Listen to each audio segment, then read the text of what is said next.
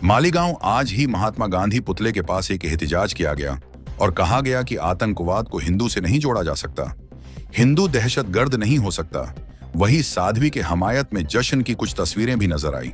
मालीगांव के इस वक्त के ओटर वजीर दादा भुसे ने कहा, गुज़िश्ता कुछ सालों से कांग्रेस की तरफ से भगवा, दहशतगर्दी और हिंदू दहशतगर्दी के अल्फाज की तशहीर की जा रही थी, लेकिन ये इस अदालती फैसले के जरिए उनके मुंह पर तमांचा है।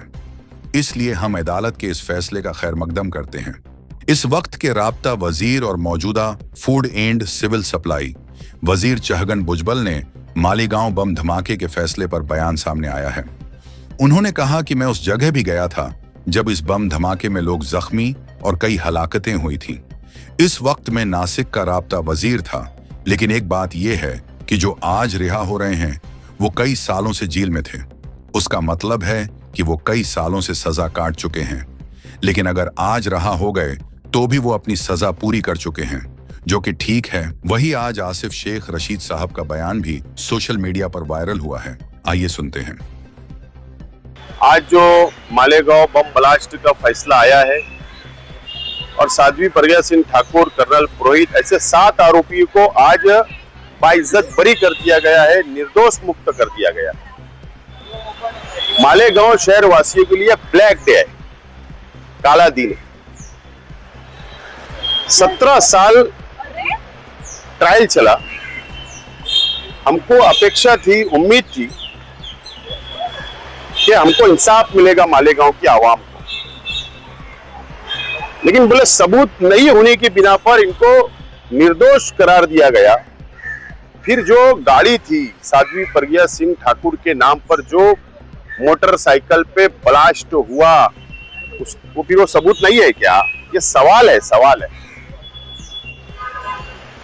साध्वी प्रज्ञा सिंह ठाकुर और कर्नल पुरोहित की जो कॉल रिकॉर्डिंग है वो सबूत नहीं है क्या? हमारे लिए ब्लैक डे है। अब क्या हमारे खून का कोई मोल नहीं है क्या? हमारी जान का कोई मोल नहीं है क्या? तो अफसोस है। ठीक है, हम न्यायपालिका पर विश्वास है, संविधान पर विश्वास है, लेकिन 17 साल ट्रायल, 2-3 जज बदलना, फास्ट ट्रैक के अंदर चलाकर जो भी निर्णय होता हम समाधान कर लेते थे। ये 17 साल इंतजार और उसके बाद हमको क्या हाथ आया? नाइंसाफी। बहुत अफसोस की खबर है। बहरहाल इसके ऊपर की भी कोर्ट है। मैं अपील करता हूं कि ऊपर की कोर्ट में हमको जाना चाहिए, सुप्रीम कोर्ट तक ये लड़ाई लड़ना चाहिए। और हेमंत करकरे साहब जिन्होंने ये पर्दाफाश किया था, अगर आज वो दुनिया में होते तो वो भी अफसोस करते कि ये कैसा फैसला है, कौन सा न्याय है। इससे ज्यादा आज हम क्या बोल सकते हैं, लेकिन हमारे शहर के लिए के साथ नाइंसाफी हुई, ये अफसोस की बात है। क्या आपकी पार्टी या फिर आपकी माइनॉरिटी डिफेंस कमेटी इसको लेकर आप क्या सड़कों पर भी उतरेंगी? इसका एहतजाज दर्ज किया जाएगा क्या, या इसकी लड़ाई जो कोर्ट के साथ साथ रास्ते की लड़ाई बनाई जाएगी क्या? अभी कोर्ट का फैसला आया है, पूरा ऑर्डर आने दो, उसके ऊपर हम हमारे लीगल टीम को लेकर बैठेंगे और उसके अंदर क्या रास्ता निकल सकता है, कि रास्ते की लड़ाई या कोर्ट की लड़ाई, इसके ऊपर बाद में हम डिसीजन लेंगे। मुंबई ट्रेन सीरियल ब्लास्ट में